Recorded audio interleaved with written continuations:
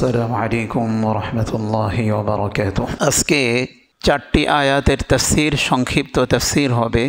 এই চারটি আয়াত হলো সূরাতুল বাকারার 87 নম্বর আয়াত থেকে নিয়ে 90 আয়াত। এই চারটি আয়াতের সার মর্ম হলো এই চারটি আয়াতের মধ্যে আল্লাহ সুবহানাহু ওয়া তাআলা প্রথমে ইহুদিদের অবস্থা, মূসা আলাইহিস সালাতু ওয়াস সালাম যেহেতু ইহুদিদের নবী ছিলেন, এই নবীকে হযরত মূসাকে তারা মারাত্মকভাবে অনেক কষ্ট দিয়েছে।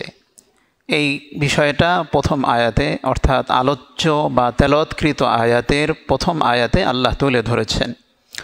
2 নম্বর হলো আয়াতের মধ্যে আল্লাহ তাআলা হযরত ঈসা আলাইহিস সালাতু ওয়াস সালামের একেবারে সংক্ষিপ্ত আলোচনা তুলে ধরেছেন।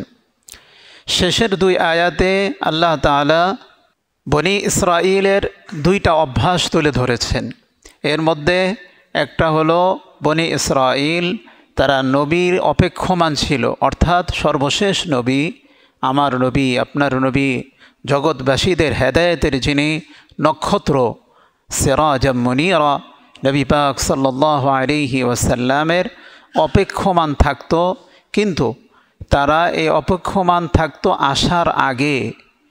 পরবর্তীতে যখন নবী আসলো, সকলে বলেন সাল্লাল্লাহু আলাইহি ওয়াসাল্লাম, উনি আসলেন, তারা তাকে অস্বীকার করলো। এই হলো 4টি আয়াতের আজকের সারমর্ম।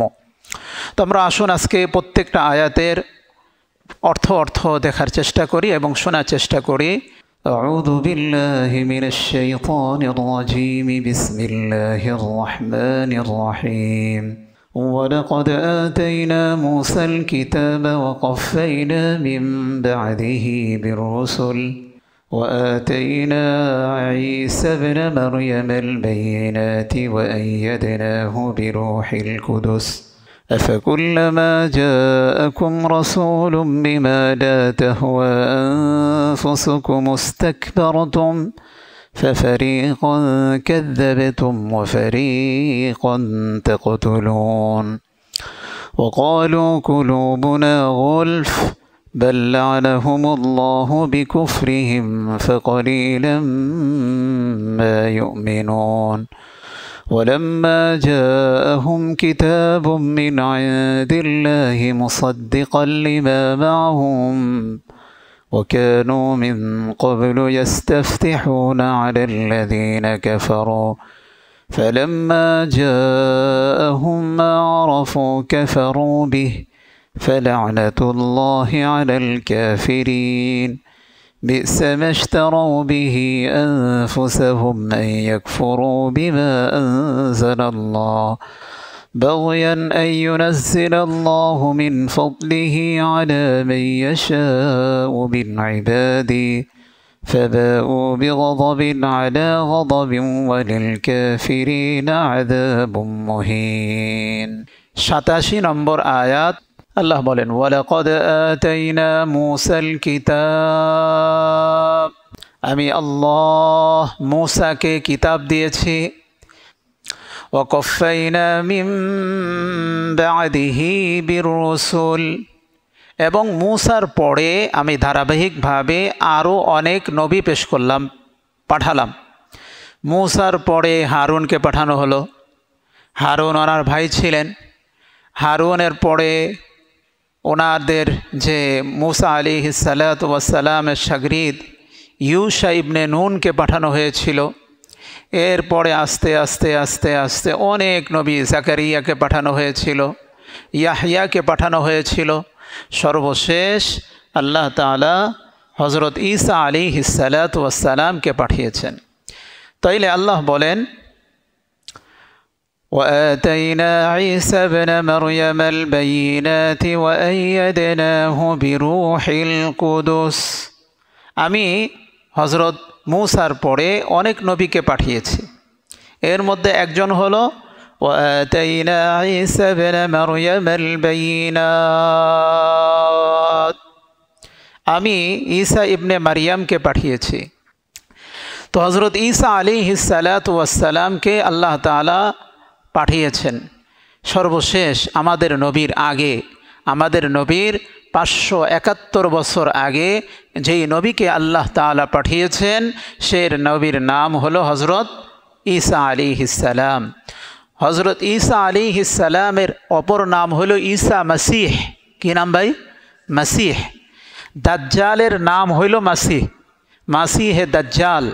যে খলিফাতুল্লাহ আল মেহদি আসার পূর্বে যে একজন ব্যক্তি আসবে, যেই ব্যক্তির কথা আল্লাহ তাআলার নবী বলেন যে যেই ব্যক্তির কথা হযরত ঈসা হযরত নূহ থেকে নিয়ে সকল নবীগণ তাদের উম্মতকে বলেছেন, তার নাম হলো দাজ্জাল। তার নাম কি ভাই?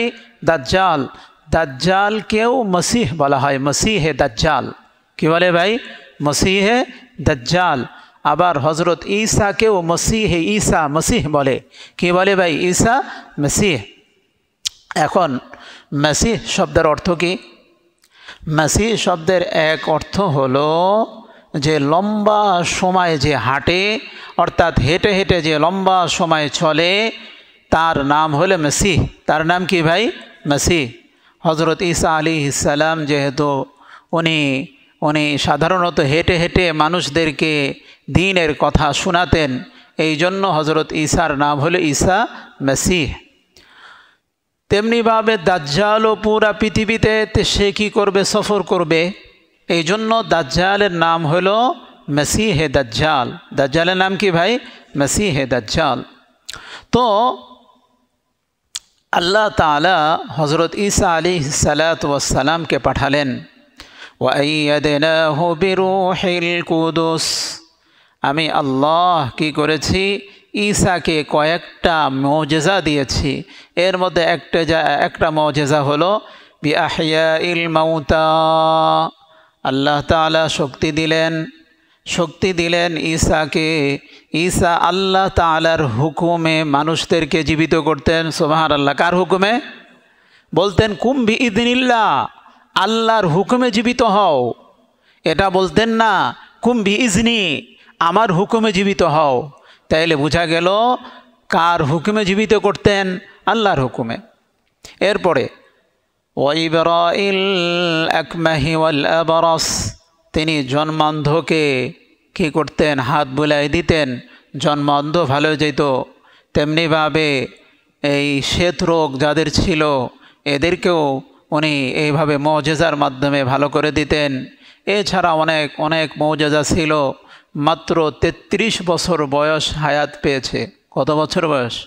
33 বছর বয়স হায়াত পেয়েছে হযরত ঈসা আলাইহিস সালাতু ওয়াস সালামকে। আল্লাহ তাআলা ওই যে ইহুদিরা তাকে চক্রান্ত করেছিল, চক্রান্ত করে মারার চেষ্টা করেছিল, আল্লাহ তাআলা ওই মারা থেকে, তাদের চক্রান্ত থেকে হযরত ঈসাকে আবার উঠিয়ে নিলেন। সুবহানাল্লাহ বলেন। জীবিত অবস্থায় উঠিয়ে নিলেন এবং আবার আল্লাহ তাআলা কিয়ামতের পূর্বে পাঠাবেন। নবী হিসেবে না উম্মত হিসেবে? উম্মত হিসেবে। কি হিসেবে পাঠাবেন? উম্মত হিসেবে পাঠাবেন। এটা আপনারা জানেন। তো হযরত ঈসাকে একটা মুজিজার মধ্যে, এটা একটা আমরা তো পড়েছি, আর একটা কোরআনে বলতেছে ওয়াইয়াদনাহু বিরূহিল কুদুস। হযরত ঈসা আলাইহিস সালাতু ওয়াস সালাম যেই দিকে যাইতেন জিবরাইলও সেখানে যাইতেন। বলে কেন? কেননা সেই সময় শত্রু এত বেশি ছিল হযরত ঈসা আলাইহিস সালাতু ওয়াস সালামের, ঈসাকে পারে না ইহুদিরা মেরে ফেলে। মারার জন্য অনেক চক্রান্ত। সর্বশেষ তাদের যে প্রেসিডেন্ট ছিল, এই প্রেসিডেন্টের কাছে বলল যে এই ঈসা আমাদের দ্বীনকে ধ্বংসকারী, তাকে তার ব্যাপারে ফয়সালা দেন, তাকে হত্যা করার জন্য। এই তখন গিয়ে আল্লাহ তাআলা সেই পর্যন্ত হযরত ঈসাকে কি করলেন? রক্ষা করলেন। আর ওনার হেফাজতের জন্য জিবরাইল আমিন দ্বারা ওনাকে সাহায্য করলেন। জিবরাইল আমিন দ্বারা কি করলেন? তাকে সাহায্য করলেন। أفكلما جاءكم رسول بما لا تهوى أنفسكم استكبرتم ففريقا كذبتم وفريقا تقتلون। আল্লাহ তাআলা ইহুদিদেরকে আবার তিরস্কার করে বলতেছেন আফাকুল্লামা জাআকুম রাসূলুম, যখনই আল্লাহ তাআলার পক্ষ থেকে তোমাদের নিকটে কোনো রসুল আসতো, তো কোনো রসুল আসতো, আসার পরে তারা কি করত? বিমা লা তাহওয়া আনফুসুকুম ইস্তাকবারতুম, আল্লাহ বলেন যে তোমরা নিজেদের অনুযায়ী যদি না হয়, তোমরা কি করো? মন অনুযায়ী না হইলে তোমরা কি করো? অহংকার করো। ফারিকান কাযাবতুম ওয়া ফারিকান তাকতুলুন, তোমরা একদল কিছু নবীদেরকে মিথ্যা প্রতিপন্ন করো, আবার কিছু নবীদেরকে হত্যা করো। এটা হলো পূর্বের নবীর কথা। আর বর্তমান যুগে তারা নবীদের যারা উত্তরসূরি, এরা যারা সত্যি কথা বলে, এগুলো ভাল লাগে না। এরপরে দেখেন আল্লাহ কি বলেন, 89 নম্বর আয়াতে বলেন, ওয়ালাম্মা জাআহুম কিতাবুম মিন ইনদিল্লাহি মুসাদ্দিকুল লিমা মাআহুম, ওয়ালাম্মা জাআহুম, যখন তাদের কাছে আসে, কিতাবুম মিন ইনদিল্লাহি, আল্লাহ তাআলার পক্ষ থেকে কিতাব, মুসাদ্দিকাল লিমা মাআহুম, তাদের কাছে যা আছে এগুলোকে সত্যায়ন করে। ইহুদিরকে আল্লাহ তাআলা বলতেছেন, এই শোনো তো, আচ্ছা তোমাদের কাছে তো তাওরাত আছে, বলে আছে। ইনজিল তো আছে, বলে আছে। এগুলো কার কিতাব? বলে আল্লাহর কিতাব। বলে আল্লাহ তাআলার পক্ষ থেকে যদি কোনো সত্যায়নকারী কিতাব আসে, এটাকে তোমরা বিশ্বাস করবা না ফেলে দিবা? বলে বিশ্বাস করব। আরে ভাই, কোরআন তো হলো ওই সত্যায়নকারী কিতাব। সুবহানাল্লাহ বলেন। এখন হেরা কি করে জানেন? وَكَانُوا مِنْ قَبْلُ يَسْتَفْتِحُونَ عَلَى الَّذِينَ كَفَرُوا, আর আল্লাহ বলেন এরাই তো তারা যারা ইতিপূর্বে অর্থাৎ নবী আসার পূর্বে তারা কি করত? দোয়া করত। ইহুদিরা ছিল আহলে কিতাব। এরা কি করত? মনে করেন যখন তারা অন্য ধর্মাবলী, ধর্মীয় যারা অনুসারী, মূর্তি পূজারী, অগ্নি পূজারী, তাদের সাথে যখন যুদ্ধ করত, যুদ্ধের আগে বলতো আল্লাহ আমাদেরকে বিজয়ী দেন। বলে কার যে উসিলায় বিজয়ী দেবেন? আল্লাহ মোহাম্মদ জানে না, নাম তো আর জানে না। বলতে আল্লাহ মোহাম্মদ তো আল্লাহ সর্বশেষ নবীর উসিলায় আমাদেরকে বিজয়ী দেন। সুবহানাল্লাহ বলেন। সর্বশেষ নবীর উসিলায় বিজয় দেন, আল্লাহ বিজয় দিতেন। লম্বা সময় হজরত ঈসা থেকে নিয়ে 570 আরও নবুয়ত পাওয়া পর্যন্ত আরও 40, অর্থাৎ 610 বছর পর্যন্ত এরা আল্লাহ তাআলার কাছে দোয়া করত। ইহুদিরা, আল্লাহ সর্বশেষ নবী যে আসবে, এই সর্বশেষ নবীর উসিলায় আমাদেরকে দোয়া কী করেন? বিজয় দান করেন। আল্লাহ পাক ঠিকই বিজয় দান করত। সুবহানাল্লাহ বলেন।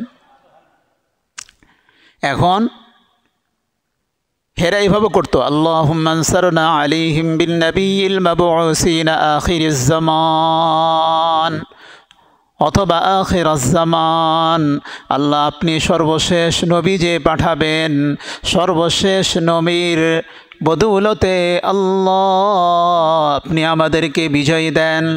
এখন এমনকি তারা রসুলকে এমনভাবে চিনতো জানেন, وعلى الذين كفروا فلما جاءهم ما عرفوا كفروا به, যখন নবী আখিরুজ্জামান আসলেন, আসার সাথে সাথে এমন হলো তিনি যখন মাত্র 1 বছর 2 বছর হলো, মাত্র না 2 বছর, হ্যাঁ 2 বছর যখন তার বয়স হলো, তখন বিবি হালিমার কাছে দুধ পান করার জন্য রসুল গেলেন, তাই না? গেছে হলো তো একেবারেই কয়েকদিন পরেই, আমিনার দুধ পান করার কয়েকদিন পরেই গিয়েছে। 2 বছরের সময় হালিমা চাইছে তাকে ফিরিয়ে দিতে। তো একদিন রসুল সাল্লাল্লাহু আলাইহি ওয়াসাল্লাম তার দুধ ভাই আবদুল্লাহর সাথে এই ছাগল চড়াইতে গিয়েছেন দুধমার বাসায়, অর্থাৎ তায়েফে। তো তখন একজন ইহুদি ঘুরতেছিল, একজন ইহুদি ঘুরা সে এদিক এদিক তাকায়, এদিক দিক তাকা ওই বাচ্চাটাকে ধরতেছে, এই মাশাআল্লাহ ইহুদ, ও ইহুদিরা তোমরা যেই নবীর অপেক্ষমান আছো, এইতে সেই নবী, এই সেই নবীকে তাড়াতাড়ি হত্যা করো, সে বেঁচে থাকলে তোমাদের ধর্মকে লণ্ডভণ্ড করে দিবে, তাড়াতাড়ি আসো, তাড়াতাড়ি আসো। এই দুধ ভাই অবস্থা দেখা দৌড়ে হালিমার কাছে গেছে, আম্মা আম্মা একটা যে পাদির কী জানি করতেছে আমার এই মক্কার ভাইরে, তাড়াতাড়ি আসেন তাড়াতাড়ি আসেন। উনি দৌড়ে আসছে, কী হয়েছে কী হয়েছে কী হয়েছে কী হয়েছে, আপনি এরকম করছেন কেন? বলে এই এই তুমি এই ছেলে তোমার কি হয়? বলে এই ছেলে আমার ছেলে হয়। না এটা তোমার ছেলে না, এটা তোমার ছেলে হইতে পারে না, এটা ছেলে ও আব্বা দুনিয়া থেকেই, দুনিয়া তোর পেটে অবস্থায় নাই, ওর মা তুমি না, তুমি দুধ পানকারী। বলো হ্যাঁ আমি দুধ পানকারিনী। বলে আরে এটা তো সর্বশেষ নবী হবে, আর এটা ইহুদি ধর্ম থেকে ধ্বংস করে দিবে, ওকে ইহুদিদেরকে আমি ডাকতেছি এটাকে হত্যা করবে, এটাকে যেন হত্যা করে এই বাচ্চাটাকে।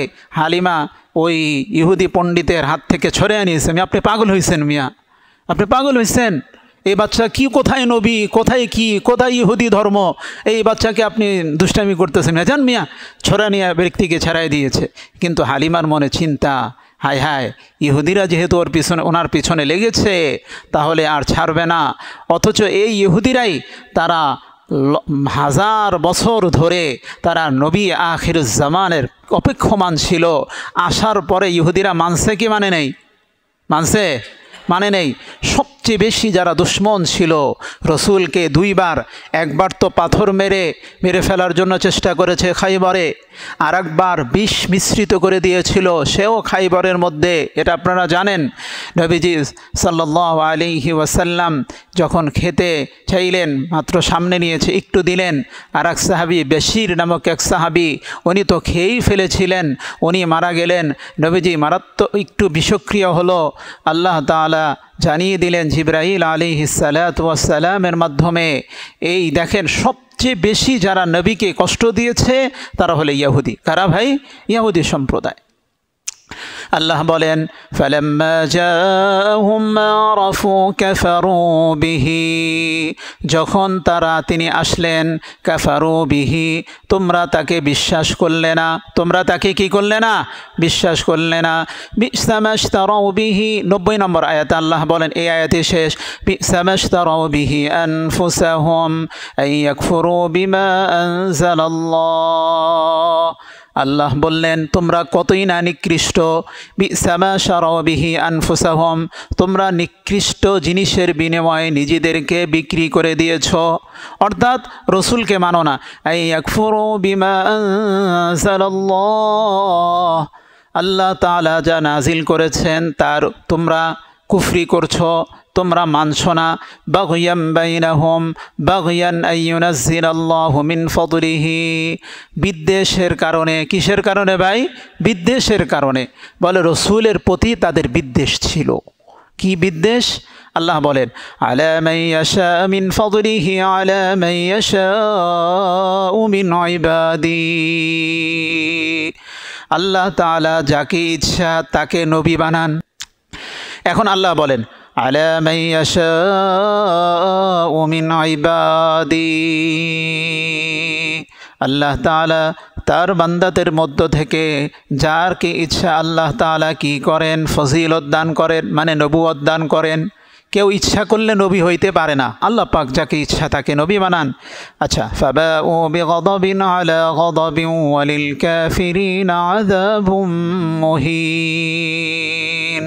আল্লাহ বলেন ফাবাউ বিগদাবিন আলা গদাব, এই সমস্ত ইহুদিরা যারা কি করলো? যারা আল্লাহরকে মানল না, আল্লাহর রসুলকে মানল না, কোরআনকে মানল না, কোরআনের কিছু অংশ মানল, কিছু অংশ মানল না, অপরাধ করলো কয়টা? 4টা। প্রথমে কাকে মানল না? আল্লাহকে মানল না। 2 নম্বর হলো কারা মানল না? তাদের কিতাবকে মানল না। 3 নম্বর হইল নবীজিকে মানল না। 4 নম্বর হইল কোরআনকে মানল না। তাহলে কয়টা জিনিস মানল না? 4টা জিনিস মানল না। বলে তারা তাদের কিতাব কেমনে মানল না? যদি তারা তাদের কিতাব মানত তাহলে নবীজিকে সর্বশেষ নবী হিসেবে স্বীকৃতি দিতে হইতো এবং তার উম্মত হইতো। কেননা হযরত ঈসা আলাইহিস সালাম কি বলেছেন তার জাতিকে? আর ওয়াইদ ক্বালা ঈসা ইবনু মারইয়াম ইয়া বানি ইসরাঈল ইন্নী রাসূলুল্লাহি ইলাইকুম মুসাদ্দিকাল লিমা বাইনা ইয়াদাইহি মির রাসূলিম মিন বা'দি ইসমুহু আহমদ। হে বনি ইসরাইল, আমি তোমাদের যে নবী সত্যায়নকারী, আর আমার পরে একজন নবী আসবে যেই নবীর নাম হবে আহমদ। তোমরা সেই নবীকে মানবা, সেই নবীর অনুসারী হবা। তাহলে বলেন তো, তারা যদি তাদের কিতাব মানত তাহলে নবীকে রসুলকে মানতে হতো কি হতো না? তারা যখন মানল না তখন তাদের কিতাবের হুকুমকে তারা মানল না। বুঝতে পেরেছেন বিষয়টা? এই জন্য আল্লাহ বলেন ফাবাউ বিগযাবিন আলা গযাবিন ওয়ালিল কাফিরিন আযাবুম মুহিন। তারা গজবের উপরে গজব, গজব গজব গজব মানে হলো লানত। গজব মানে কি ভাই? লানত। তারা আল্লাহ তাআলা লানতের উপরে যাবে। বরং হলো যারা যখন এগুলোকে মানবে না তখন তাদের উপরে দুনিয়াও বরবাদ হবে, তাদের জন্য আখিরাতও বরবাদ হবে। কোরআন যে এমন একটা কিতাব, যেই কিতাবের মাধ্যমে মানব জাতির মধ্যে শান্তি আসতে পারে, এটা বিশ্বাস করে না, সে মুমিন না কাফের? আপনাদের কি মনে হয়, মুমিন না কাফের? কেন কেন কাফের? সে কোরআনের কিছু অংশ মানল আর কিছু অংশকে কি করলো না, মানল না। কোরআনে যাকাতে যেমনিভাবে কথা আছে, হজের কথা আছে, নামাজের কথা আছে, সিয়ামের কথা আছে, জিহাদের কথা আছে, তেমনিভাবে কোরআন হলো পূর্ণাঙ্গ কিতাব। এটা বিশ্ববাসীর সকলের জন্য শান্তির একটা বার্তা, জীবনে শান্তি আনয়ন করবে। কেউ যদি বিশ্বাস না করে, না মানে, তাহলে সে নামাজ পড়া সত্ত্বেও কি ভাই? কাফির। কি ভাই? কাফির। তেমনিভাবে হজ করা সত্ত্বেও কাফির, যাকাত দেওয়াও সত্ত্বেও কাফির। সুতরাং আমাকে আপনাকে কোরআন অল্প মানতে হবে না পূর্ণাঙ্গ মানতে হবে? পূর্ণাঙ্গ মানতে হবে। পূর্ণাঙ্গ মানলেই আমাদের জীবনটা সেই অনুযায়ী চলবে। আল্লাহ তাআলা আমাদের সকলকেই কোরআনকে, এই যে সর্বশেষ কথাগুলো বলা হলো, যে এই 3টি আয়াত সূরা বাকারার অর্থাৎ এই 87, 88, 89, 90 এই আয়াতগুলোর মধ্যে আল্লাহ তাআলা সর্বশেষ বার্তা এটা আমাদেরকে দিচ্ছেন। দেখো, তোমরা কিতাবের অনুসরণকারী যে হবে, পূর্ণাঙ্গ কিতাবের অনুসরণকারী হবে। এটা নয় কিছু অংশকে মানলে আর কিছু অংশকে মানলে না, তাহলে পূর্ণাঙ্গ অনুসরণ হবে না। এই জন্য আল্লাহ তাআলা আমাদের সকলকেই পূর্ণাঙ্গভাবে কোরআনুল কারীমকে মেনে, সুন্নাহকে মেনে, এটার বিধানকে নিজের জীবন, রাষ্ট্রীয় জীবন, বিশ্বব্যাপী এর যে আলো ছড়িয়ে দেওয়ার চেষ্টা করে ঈমান নিয়ে যাওয়ার তৌফিক দান করুক। সকলে বলেন আমিন। ওয়া আখির দাওয়ানা আলহামদুলিল্লাহি রাব্বিল আলামিন।